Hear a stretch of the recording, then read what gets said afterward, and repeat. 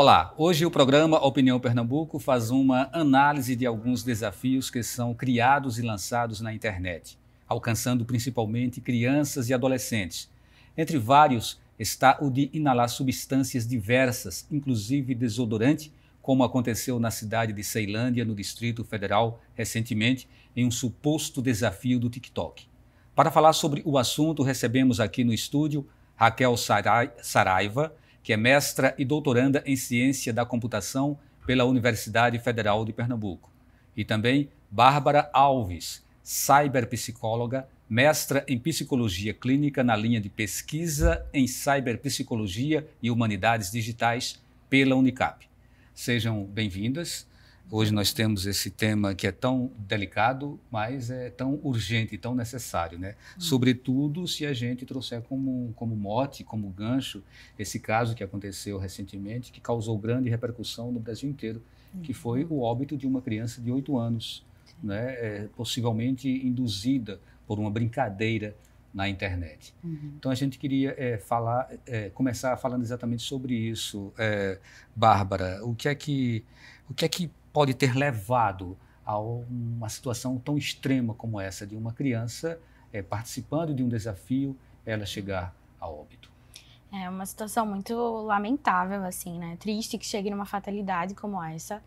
E são vários os fatores, né? Eu acho que a gente não tem como dizer exatamente o que ocasionou, né? São várias coisas que acontecem para que leve uma criança a entrar num jogo, entrar num desafio como esse. Então, eu acho que pela própria idade, existe esse movimento de pertencimento, de buscar grupos, né, de assistir muitos conteúdos e querer, de alguma forma, também fazer parte dessa tendência.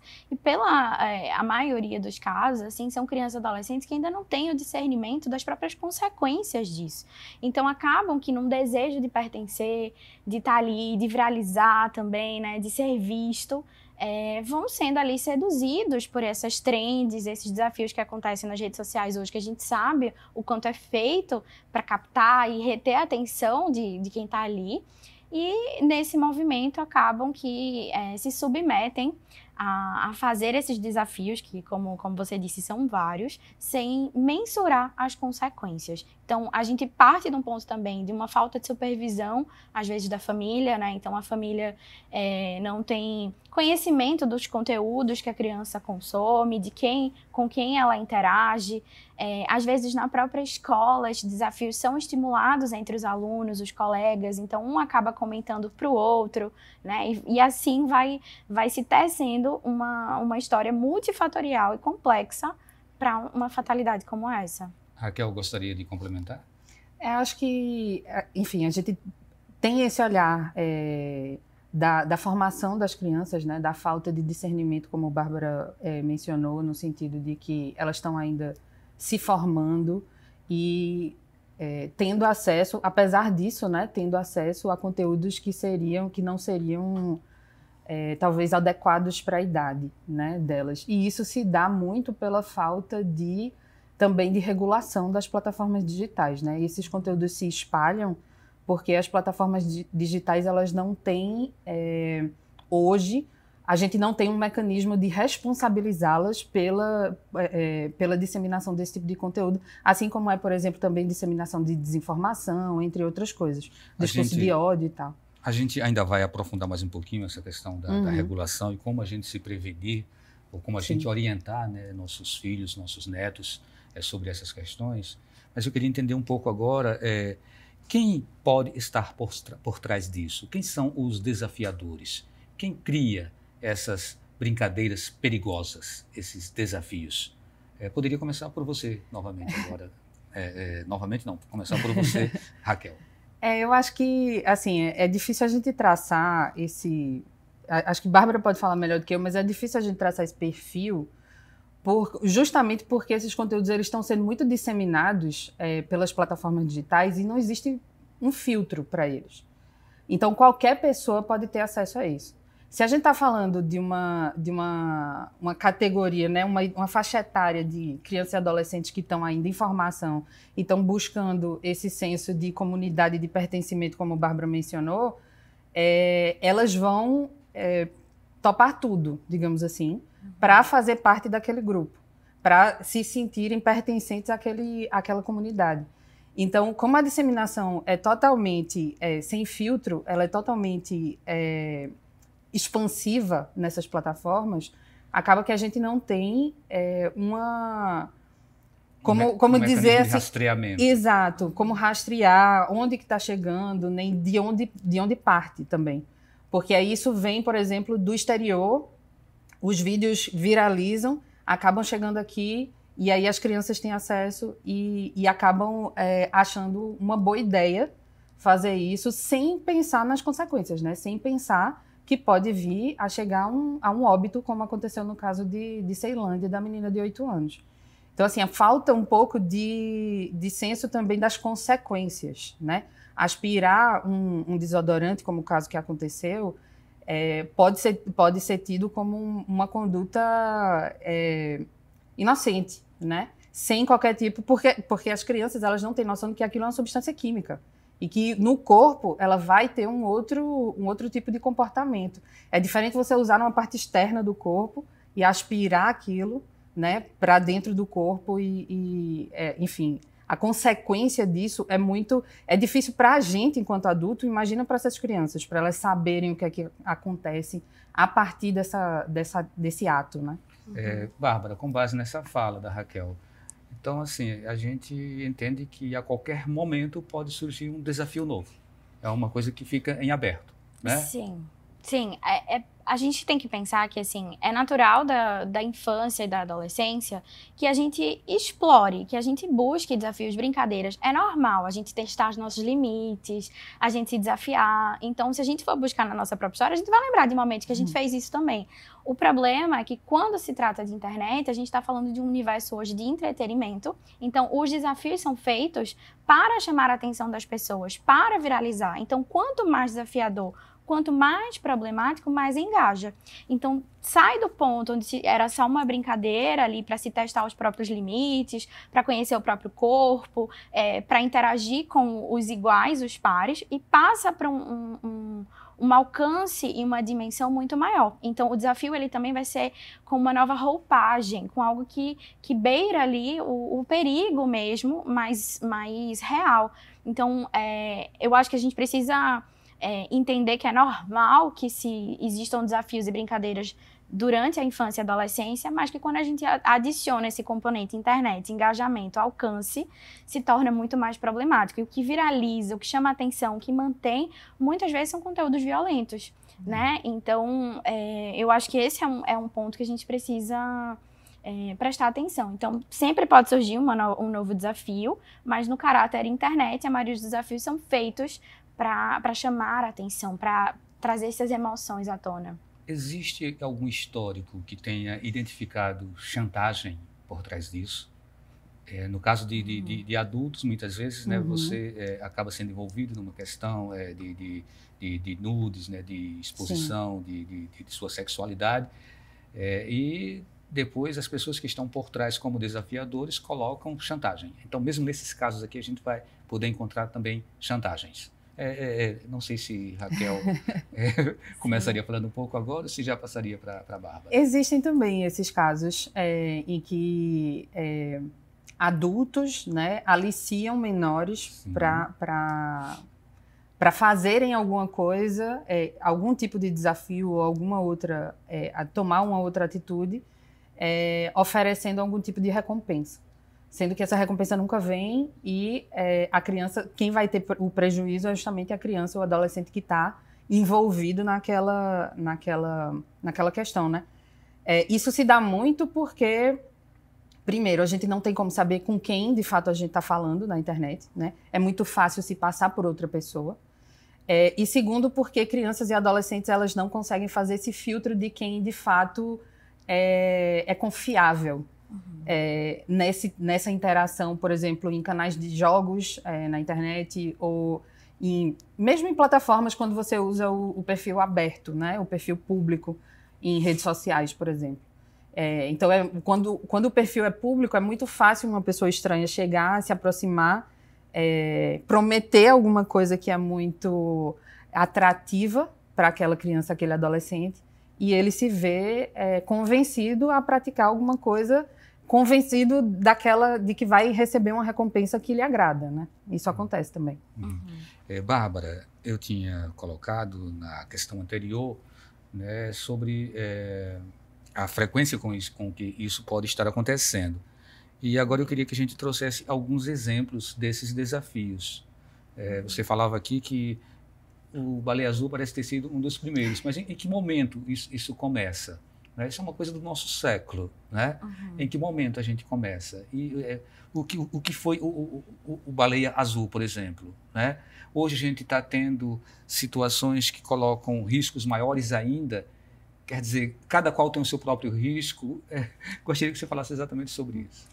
Sim, eu acho que, apesar da gente falar, né, que não existiam esses desafios, são desafios que são, assim, mediados pela internet, mas que já existiam fora dela também. Então, é como se fossem, eu costumo dizer, velhas violências com novas roupagens. Então, são coisas que, dentro do universo de criança e adolescente, já existia, passa a ser mediado pela internet, como a Raquel bem pontuou, permeado pelo anonimato, né, o falso anonimato. Então, crianças são muito mais vulneráveis nesse sentido, de serem seduzidas por alguém que elas não conhecem, a praticar algum tipo de violência contra si mesma. Que esses desafios a gente fala de uma autoagressão, né? Então, assim, eu acho que pensar onde começa com essa falsa sensação de que as crianças estão seguras na internet, né? Esse colocar elas ali sem supervisão, um uso excessivo, um consumo excessivo, e aí a gente passa a ter uma vulnerabilidade muito maior disso acontecer, né? Então, eu acho que a gente poderia começar a dizer que começou quando a gente teve essa sensação de que crianças no quarto na internet estavam protegidas e não estão. Me parece que o Baleia Azul foi realmente um dos primeiros, né? Foi um dos que mais tomou proporção, assim, mas dentro dos jogos sempre existiu muito isso. Você pode rememorar qual era a ideia do Baleia Azul? Olha, faz tanto tempo. Mas eu lembro que era um próprio jogo que tinha esse nome, né, Raquel? Assim, o jogo em si tinha o nome de Baleia Azul e você passava por uma série de desafios. Então, para você participar do jogo, você já tinha que começar provando a sua força, provando o quanto que você conseguia. Então, às vezes, se autolesionando ou fornecendo fotos suas. Era como se, assim, para você fazer parte daquela comunidade, você tinha que estar disposto a tudo. E aí o jogo ele ia aumentando, escalonando o tipo de violência, né? Então, a violência começava com algo mais simples, do se expor apenas, né, de você abrir mão da sua privacidade, até uma autolesão e um comportamento suicida. Então, ele ia escalonando. Isso é apenas um dos desafios, né? São vários. A gente vai ver outros tipos de desafios que estão rolando por aí no próximo bloco. Então, a gente faz agora um intervalo. O nosso tema é exatamente desafios na internet e a gente volta daqui a pouquinho.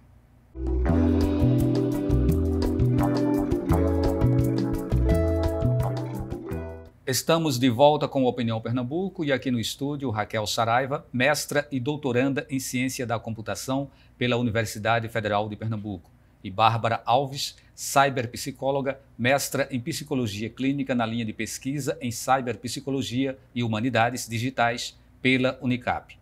Bem, a gente estava falando aqui, né, que são vários os tipos de desafios. Eu acho que a gente poderia citar mais alguns desses desafios para poder a gente, então, conseguir fazer uma análise desse tema que é tão delicado. Isso. Acho que um que chamou muita atenção também, já há um tempo, acho que mais ou menos na época do Baleia Azul, foi o da canela, que consistia era um desafio de quem conseguia comer a maior quantidade de canela em 1 minuto. Só que aí, como você está comendo uma substância que é em pó, né, e é um condimento forte também, ela acabava sendo aspirada também e indo pro pulmão, né, em vez da garganta. Então, teve algumas crianças foram vitimadas também com esse desafio da canela.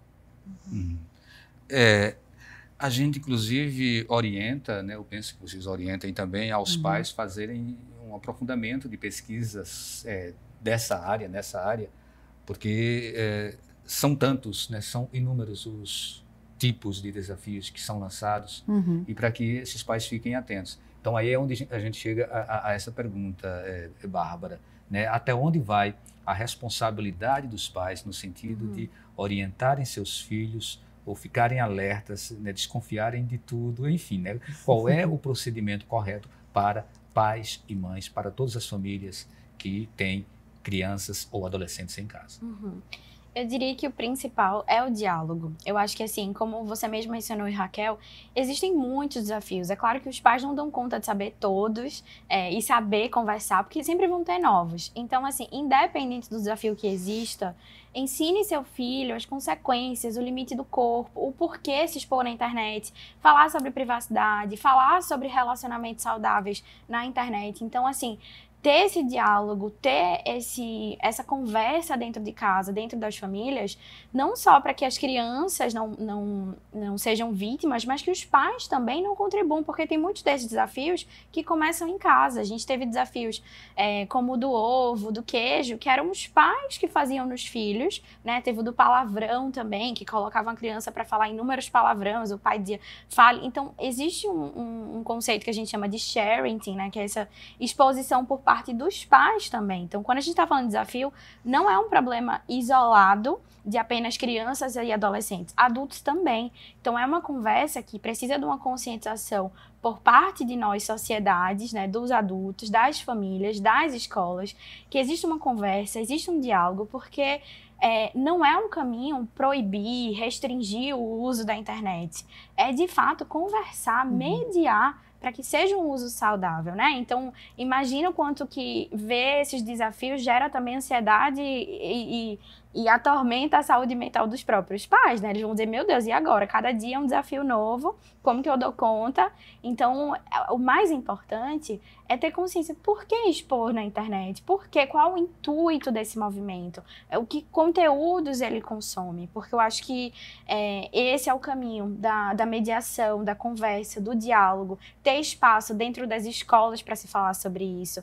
Ter espaço que os profissionais da área de saúde também possam falar disso, né? Os psicólogos, os pediatras possam orientar as famílias, porque eu acho que está todo mundo ainda um pouco assim, sem saber o tamanho do desafio. Então, qual seria uma forma de orientar, né? Dos pais orientarem, dizer, olha, existem jogos e quando te desafiarem, você não aceita o desafio, seria por aí. Seria falar de tipos de jogos que existem e que elas não devem acessar.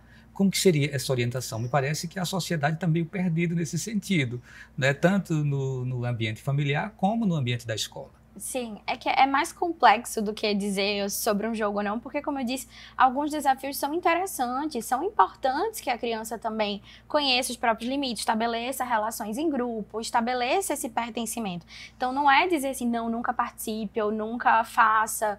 Tem desafios que são legais, que até os adultos também interagem junto de forma positiva. Então, a conversa é muito mais complexa do que esse sim ou não. Eu acho que são desafios aí de que a gente entenda também, enquanto adulto, e possa conversar com as crianças, principalmente para que elas conheçam sobre as próprias emoções, o limite do corpo, o limite emocional. Então, que elas entendam quando algo está fazendo mal para elas, quando algo está deixando elas desconfortável, ou quando elas estão numa tentativa de serem aceitas pelo olhar do outro, né? Então, muitas vezes o próprio bullying ali, o cyberbullying está envolvido. Então, é muito complexo a questão, o fenômeno. Raquel, eu falo isso porque às vezes a gente diz, olha, quando você sai na rua, se lhe oferecerem um presente, né, se lhe chamarem para lhe dar uma boneca, você não vá, né? Se eu estiver no shopping com você e alguém disser, vem cá, toma aqui, você não vai. Então, é uma coisa bem mais pragmática, bem mais objetiva. Então, essa questão que a gente está trazendo agora me parece, de fato, assim, muito mais complexa e muito mais delicada. Né? Eu gostaria que você complementasse também, Raquel. Eu acho que tem assim, os pais, às vezes, também... tem muito essa dualidade, né? Ou permite ou proíbe. Acho que, como a Bárbara falou, é muito assim, são vários tons de cinza que precisam ser analisados caso a caso também. Mas eu acho que é importante também que os pais estejam atentos ao que a gente chama de autonomia progressiva, né? De crianças e adolescentes. Então, ir dando espaço para eles aos poucos, porque assim, existem muitos riscos na internet, mas a internet não é feita só de riscos. Eu gosto sempre de dizer isso, assim, existem muitas oportunidades e muitas coisas boas e construtivas também que podem ser acessadas por crianças e adolescentes. Então, não acho que o caminho seja restringir por completo, como a Bárbara falou. Tem a questão do diálogo.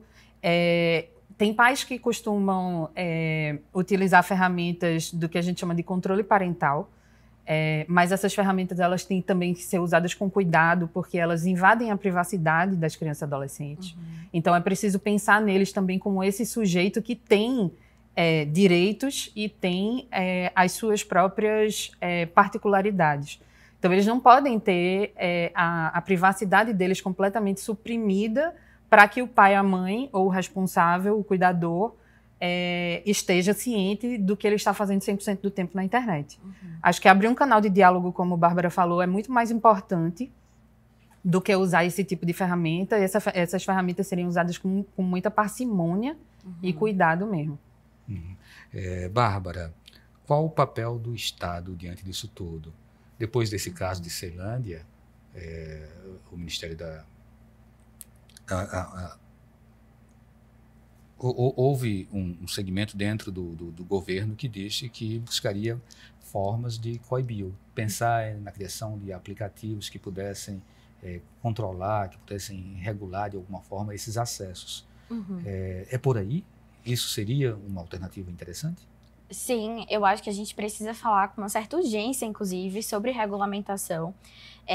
A gente tem que olhar para todos os atores da sociedade. Claro que a família tem uma responsabilidade, a escola também, mas hoje a gente tem plataformas que não têm nenhuma transparência sobre a moderação de conteúdo, né? São plataformas hoje que a gente não fala mais de rede social, mas plataformas de publicidade e entretenimento.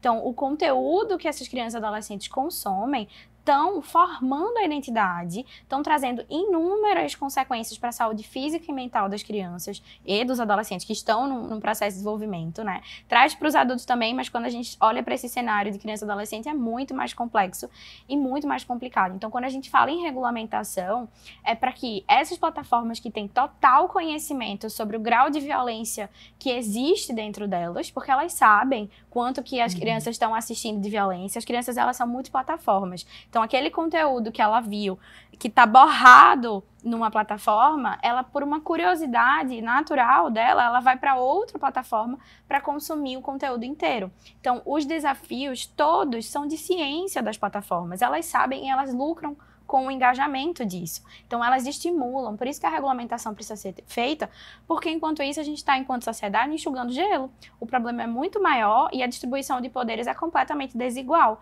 Então, enquanto a gente está tentando trabalhar no diálogo dentro da escola e da família, a plataforma vem com... As plataformas, né, no geral, tanto as de games como as de entretenimento, as de vídeo, elas têm uma força hoje e verdadeiros laboratórios de pesquisa, onde entendem exatamente que áreas do teu cérebro atingir para captar e reter tua atenção.